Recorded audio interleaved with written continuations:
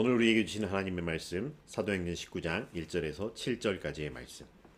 아볼로가 고린도에 있을 때 바울이 윗지방으로 다녀 에베소에 와서 어떤 제자들을 만나 이르되 너희가 믿을 때에 성령을 받았느냐 이르되 아니라 우리는 성령이 계심도 듣지 못하였노라.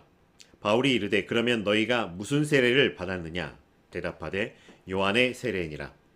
바울이 이르되 요한이 회개의 세례를 베풀며 백성에게 말하되 내 뒤에 오시는 이를 믿으라 하였으니 이는 곧 예수라 하거늘 그들이 듣고 주 예수의 이름으로 세례를 받으니 바울이 그들에게 안수하매 성령이 그들에게 임하심으로 방언도 하고 예언도 하니 모두 12사람쯤 되니라. 아멘.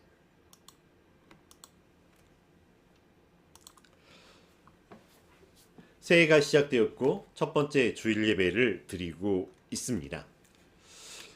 이 숫자로 표현되는 오늘의 의미는 분명히 첫 번째 주일이고 새롭게 시작되는 주일이기도 합니다. 그런데 숫자를 제하고 난다면 오늘은 우리에게 어떤 주일일까요? 어떤 의미일까요? 매 7일마다 한 번씩 돌아오는 일요일, 그래서 우리에게는 또 하나의 주일이었던 걸까요?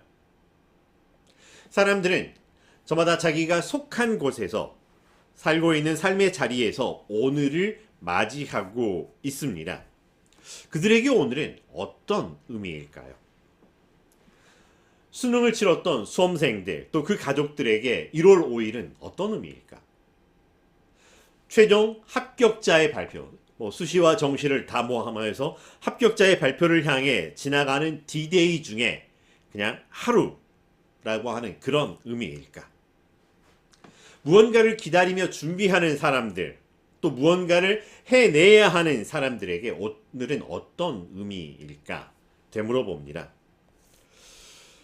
달력에 쓰여진 숫자가 아니라 하나님 앞에서 하나님의 자녀로 살아가는, 그래서 오늘은 또 새로운 그 날이 되기를 간절히 바라봅니다.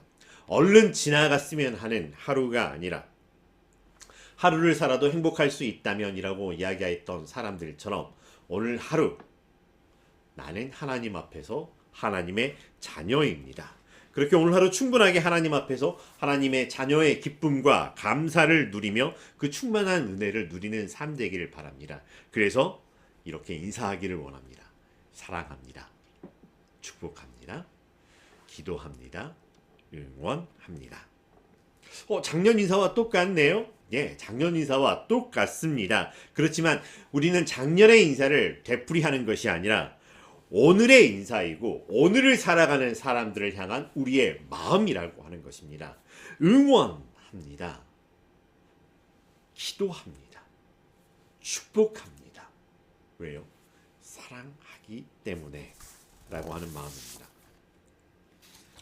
오늘 말씀은 에베소에서 바울이 만난 제자들 사이에서 일어나고 있는 이야기를 중심으로 하고 있습니다. 이 에베소는 오늘 바울이 처음 와본 곳은 아니라고 하는 것입니다. 이미 18장 21절에서 언급했던 것처럼 바울은 에베소에 이전에 왔었습니다. 회당에서 말씀을 증거하였고요. 그러면서 거기서 배 타고 떠났던 것입니다. 떠나기 전에 하나님의 뜻이라면 너희에게 돌아오리라 라고 하였던 것이죠.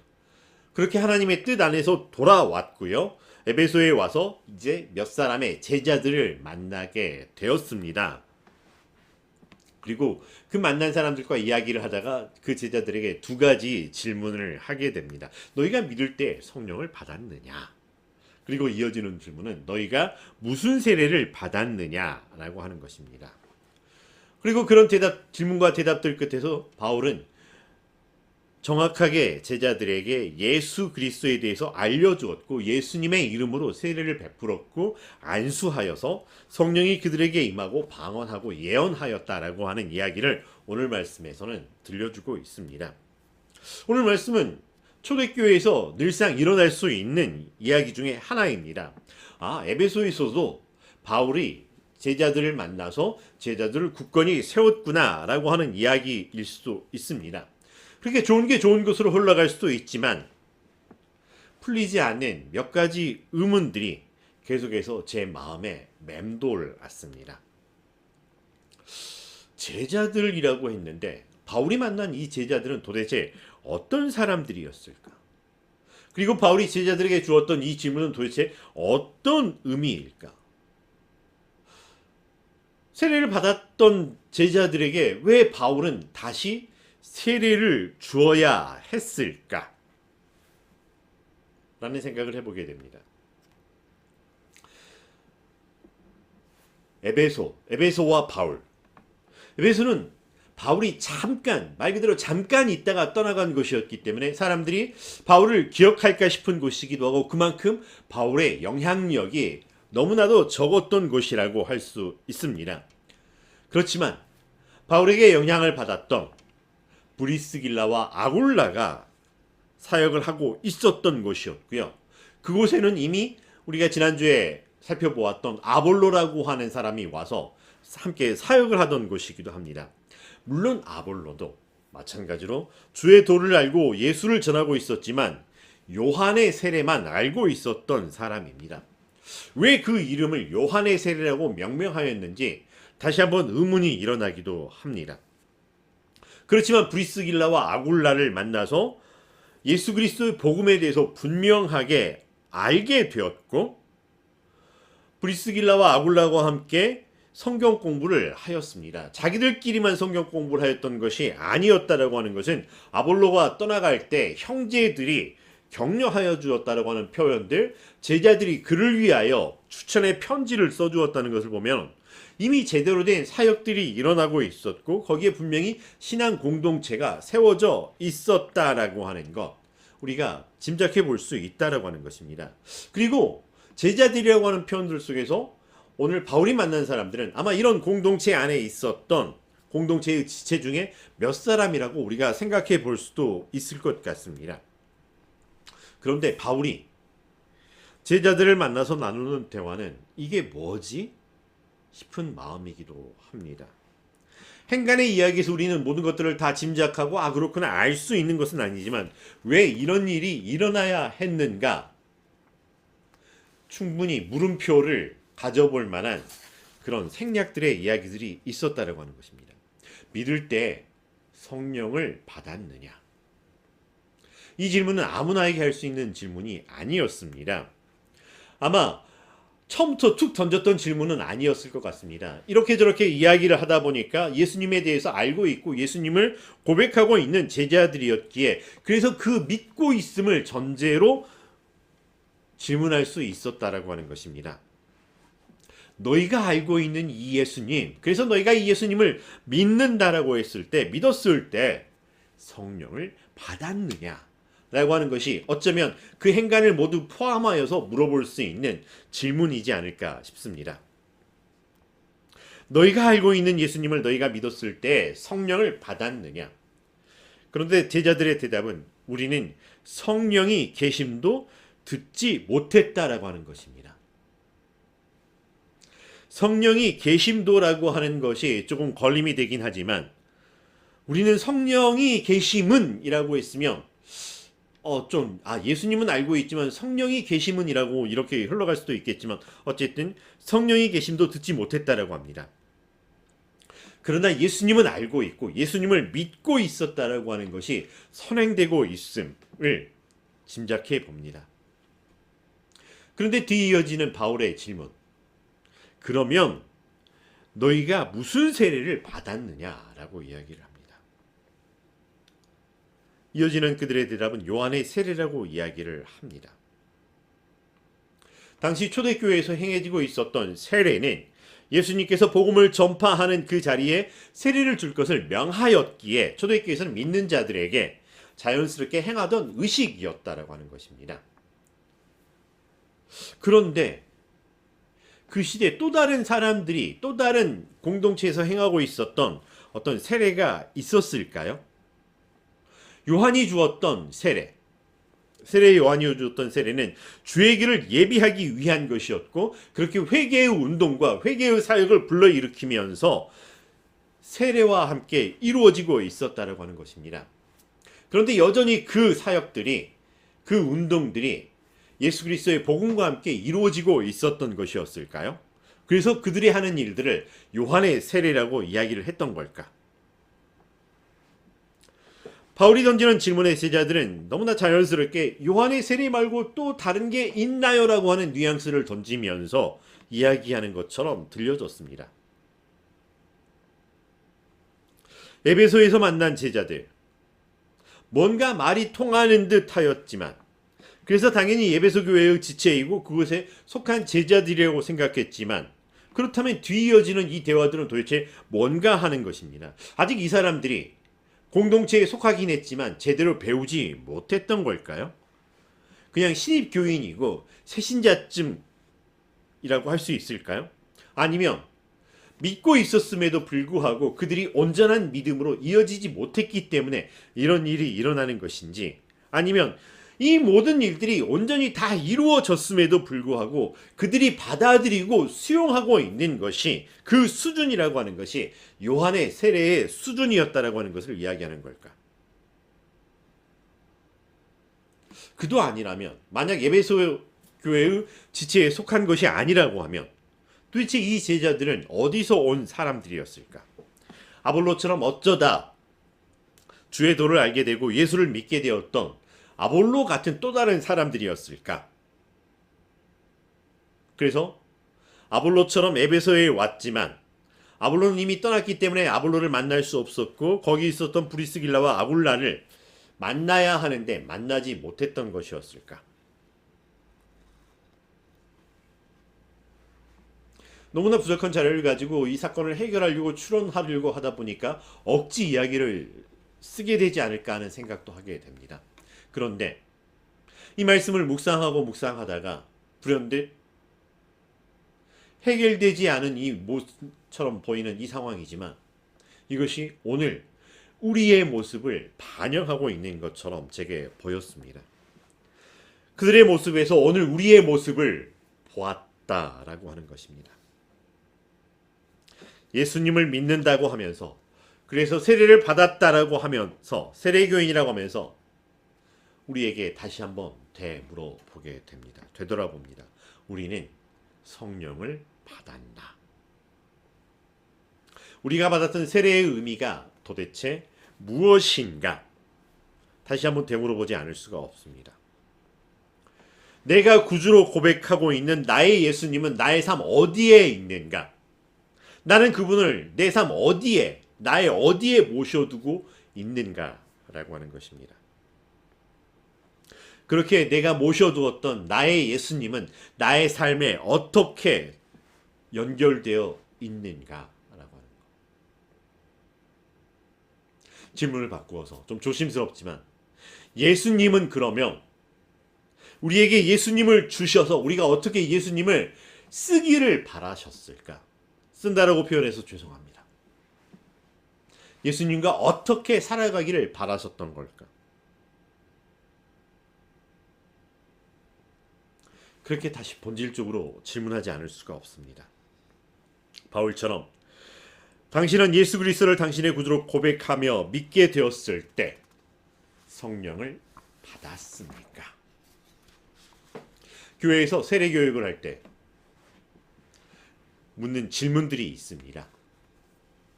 교육을 다 끝내고 나서 물어보던 질문이었습니다. 그래서 구원을 받았다라고 확신해요? 성령을 받으셨나요?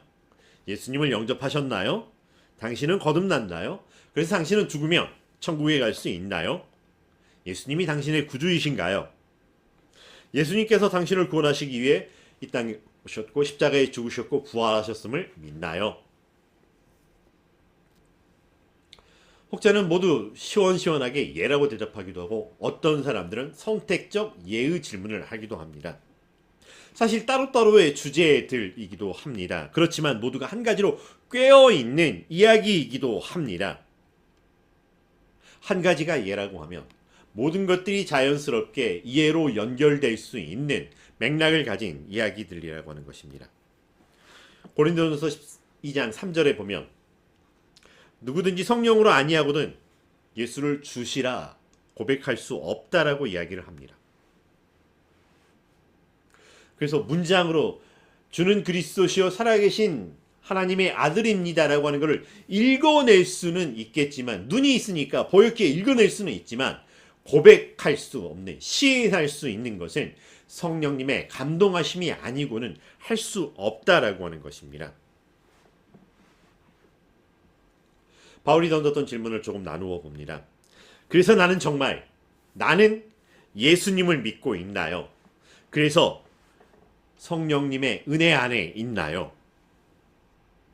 우리는 예수님을 고백하고 있습니다. 믿고 있습니다.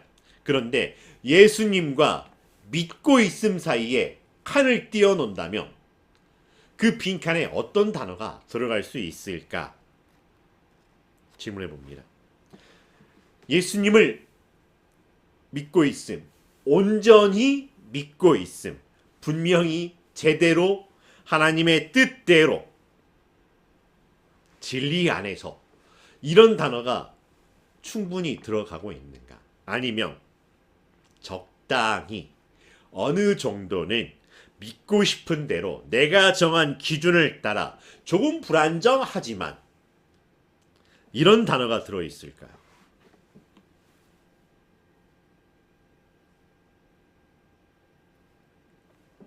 그런데 내가 믿는 예수님이 분명히 나를 찾아오신 예수님이기를 간절히 소망합니다.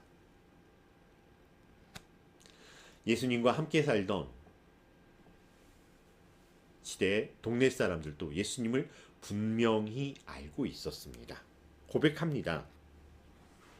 이 사람은 목수 요셉의 아들이 아니냐? 내가 이 사람의 가족들, 형제들도 내가 다 알고 있다 라고 이야기를 합니다. 그래서 그것이 정말 다 알고 있었던 걸까요? 부정하지 않는 것일까요? 내가 알고 있는, 내가 믿고 있는 예수님이 하나님께서 우리를 구원하시려고 십자가에 죽게 하시려고 보내신 그 독생자 예수 그리스도가 맞나요? 나는 그분의 부활을 믿고 있나요? 그래서 그것을 온전하게 믿고 고백하며 나에게 오신 예수 그리스도를 고백하고 있나요?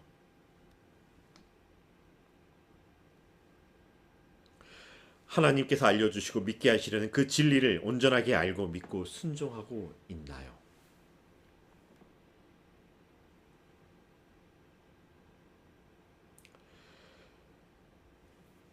이 고백을 따라 교회는 그 고백의 온전함과 그 결단과 순종을 받고서 하나님과 사람들 앞에서 그것을 드러내어 인정하며 베푸는 것이 세례 예식이었다라고 하는 것입니다.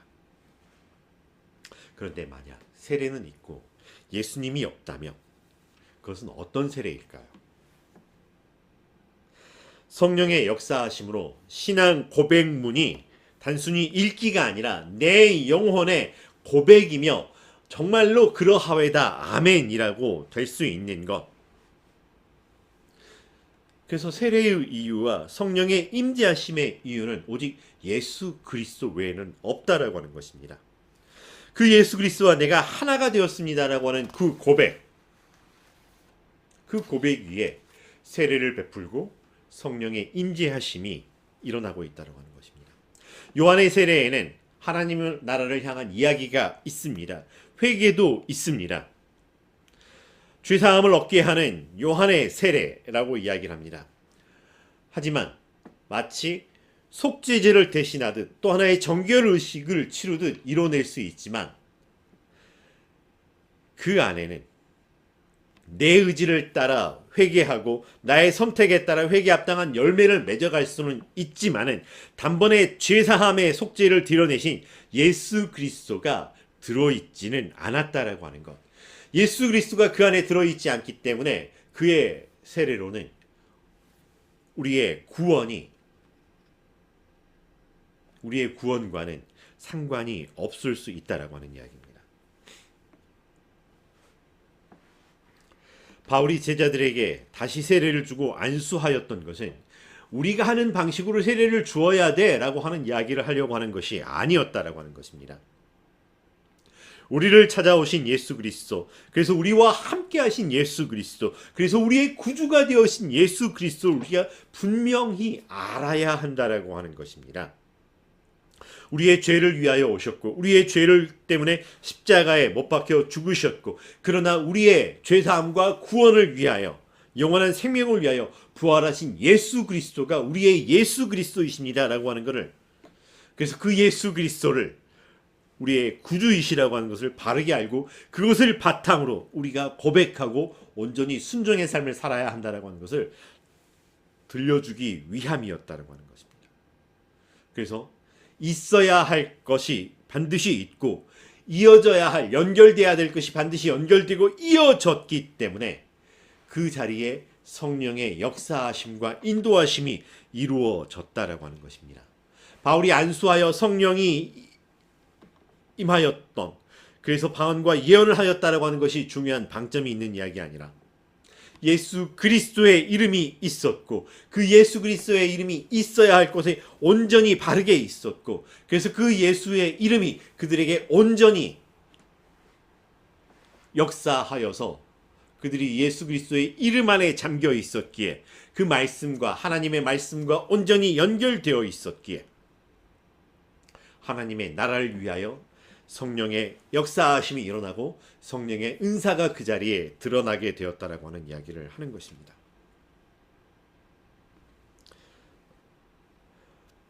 오늘 우리에게 주신 예수 그리스도의 그 이름은 단순히 우리가 여기에 차면되는 이름표의 하나가 아니라고 하는 것입니다. 그냥 우리가 차고 있으면 아, 예수 그리스도의 이름을 찾구나라고 하는 것으로 끝나는 게 아니라고 하는 것입니다.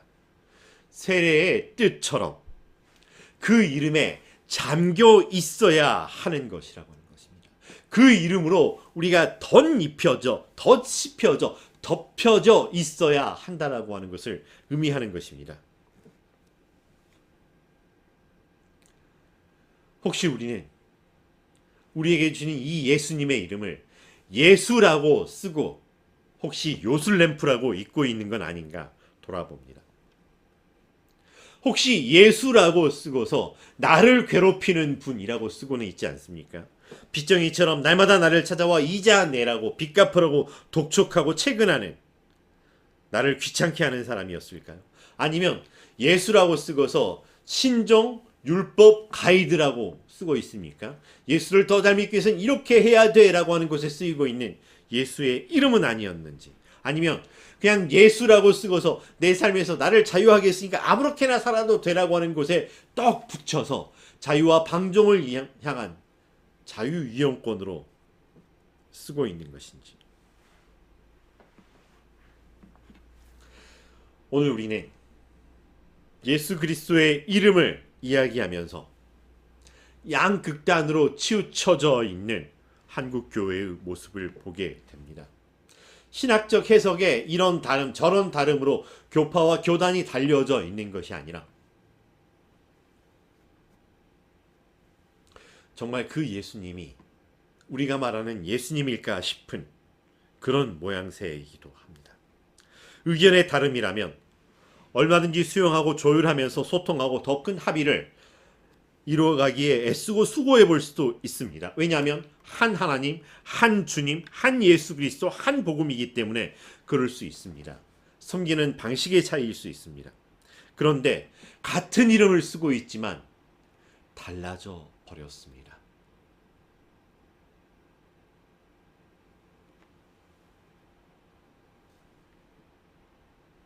간절히 바라기는 달라져 버렸다라고 하는 그 수준이 그럼에도 요한의 세례 정도이기를 간절히 바래 봅니다. 몰랐다면 배우면 되지만 알고서도 그렇게 사용을 하고 있다라고 하면 우리는 성령을 회방하는 사람이 되기 때문입니다. 오늘 우리의 모습을 무엇에 비유하고 누구와 같다고 할 수 있을까요? 바울일까요? 바울을 만난 제자일까요? 바울을 만나기 전 제자일까요? 그렇기만 해도 다행일 것 같습니다.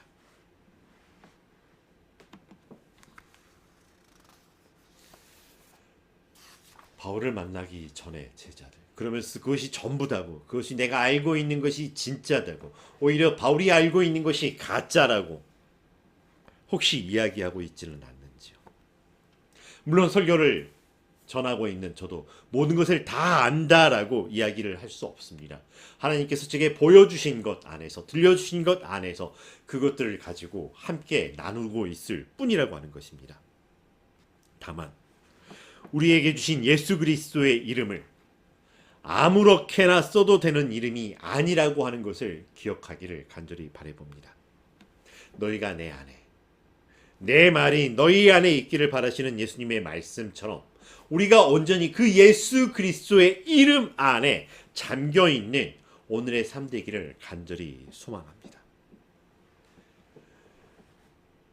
세례를 받을 때 우리는 물을 떠서 머리에 적셔주는 정도이지만 또 다른 교단에서는 물에 푹 잠기게 하는 이 모습이기도 합니다. 요한의 세례가 그러하였고 예수님께서 받으셨던 세례가 그러하였고 초대교회에서도 그러하기도 하였습니다.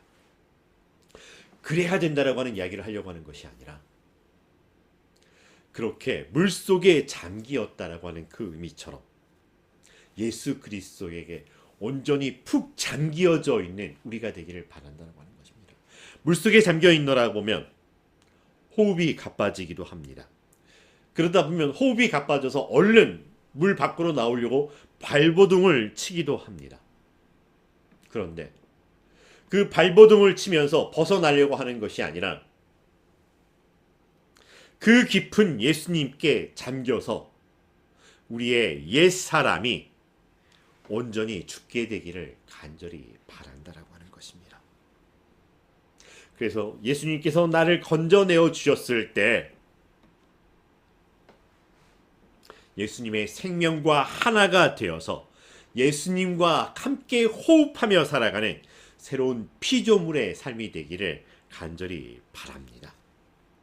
2025년의 새해가 달력이 바뀌어 새로운 한 달, 새로운 해가 아니라 예수 그리스도의 생명과 하나가 되어서 성령의 임재하심으로 예수님을 누리시는 날마다 새로운 날을 누리시는 그 새 날이 되기를 간절히 바라봅니다. 내 삶에서 떼었다 붙였다 혹은 아무데나 두어도 두는 예수 그리스도의 이름표가 아니라 나는 예수님 안에 잠겨 있습니다. 그 예수님께 깊이 잠겨 내 호흡이 아니라 주께서 주신 호흡으로 생명하며 주와 함께 살아가겠습니다. 결단하는 날마다의 우리가 되기를 간절히 바랍니다. 그래서 주의 말씀이 내 안에 있어서 생명하게 하고 호흡하게 하고 그래서 호흡으로 하나님께 기도하며 하나님께 나아가며 하나님과 하나가 되어 아버지의 마음을 품고 살아가는 오늘 하루입니다. 그렇게 고백하는 새해, 새날 되기를 간절히 바랍니다. 그렇게 우리는 예수님께 잠겨 있고 예수님의 이름을 입고 덮여져 있고 예수님과 함께 그 깊은 곳에 잠겨 그 깊은 호흡으로 그 예수님의 말씀으로 살아가는 사람들입니다. 기도하겠습니다. 사랑과 은혜가 충만하신 여호와 하나님 감사합니다. 우리가 무엇이 간데 우리를 하나님 찾아와 주셔서 우리에게 예수 그리스도를 보내어 주셔서 예수 그리스도와 하나가 되게 하여 주시고 예수 그리스도에 잠겨있는 삶을 살게 허락하여 주셨는지요. 내 힘으로 아둥바둥 살아가는 나의 삶이 아니라 그저 내 입으로 고백하지만 성령님의 임재하심으로 깨닫게 하심으로 조명하여 주시는 그 은혜로 말미암은 것입니다. 고백하면서 성령의 인도하심을 따라 살겠습니다. 다짐하며 예수님께 잠겨 예수님과 하나 되어 살겠습니다. 다짐하는 우리의 삶 되게 하여 주시옵시고 그러한 삶에서 우리에게서 온전히 예수 그리스도의 향기가 드러나는 새날들의 삶 되게 하여 주시옵소서. 예수님의 이름으로 기도합니다.